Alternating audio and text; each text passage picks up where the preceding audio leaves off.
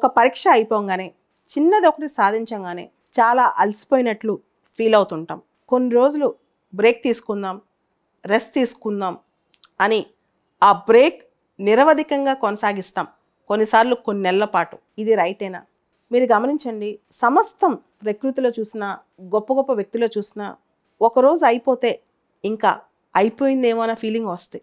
మ్యాకియావెల్లి ఒక గొప్ప థింకర్ ఒక మాట అంటాడు, the time between one war and another war is not piece time, it's a time to fight and prepare for the next war అని.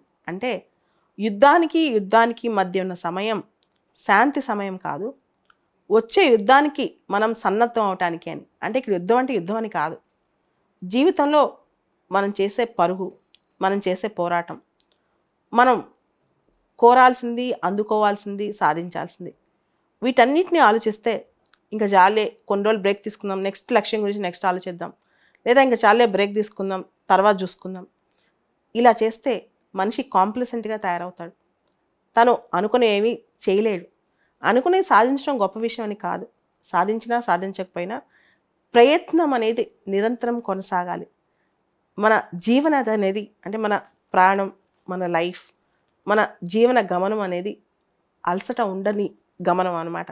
దానికి అలసిపోకూడదు, దాన్ని ఓడిపోకూడదు, దాన్ని వదిలిపెట్టకూడదు. చిన్న చిన్న ఓటములు, చిన్న చిన్న బ్రేక్స్ వచ్చినా సరే ఆ కంటిన్యూటీ, ఆ నిరంతరం, ఆ పర్పెచువల్ డిజైర్ అనేది మనకు కొనసాగాలన్నమాట. అదే లైఫ్ పర్పస్ కూడా.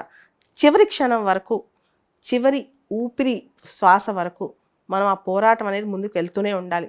అంతేగాని ఇప్పుడు ఒక 6 months బ్రేక్ తీసుకుందాం, లేదా కొంతమంది అంటారు 15 రోజులు, 20 రోజులు, నెల రోజులు తీసుకోవచ్చు, బ్రేక్ తీసుకుంటాం తప్పలేదు. కానీ ఆ బ్రేక్ అనేది లిమిటెడ్ పీరియడే ఉండాలి. నిరంతరం కంటిన్యూస్గా ప్రతి వారం రోజులకు ఒకసారి బ్రేక్ కాదు, ప్రతి నెల రోజులకు ఒకసారి బ్రేక్ కాదనమాట. ఆ పోరాటంలో అన్ని బ్రేక్స్ రాకూడదు.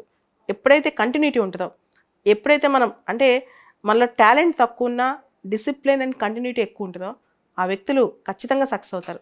కేవలం టాలెంట్ మీదే బేస్ చేసుకుని నేను 10 రోజులు చేస్తే పని అయిపోద్ది అనుకున్నాం తప్పదనమాట. ఈరోజు నా టాలెంట్ కంటే కూడా స్మార్ట్ వర్క్ అండ్ కంటిన్యూటీ అనేది చాలా చాలా ఇంపార్టెంట్. ఒక వర్క్ని స్మార్ట్గా చేయటం, దాన్ని కంటిన్యూస్గా చేయటం అనమాట. సో నేను కష్టపడిపోయాను, వేరెంటర్ అయిపోయాను, నేను నీరసపడిపోయాను, 4 రోజులు బ్రేక్ కావాలి, ఇవన్నీ పక్కన పెట్టి ప్రాపర్గా టైం టేబుల్ వేసుకుని కంటిన్యూటీ మెయింటైన్ చేస్తే మాత్రం మీరు ఏదనుకుంటే దాని దగ్గరగా రీచ్ అవుతారు, లేదా అంతకంటే గొప్పగా అవుతారు. సో అలసిపోనివ్వకండి మీ మనసుని, అలసిపోనివ్వకండి మీ శరీరాన్ని. ఎప్పుడైనా సరే శరీరం కానీ మనసు కానీ ఉత్తేజంతో ఉండాలి, కానీ అలసిపోతూ ఉండకూడదు.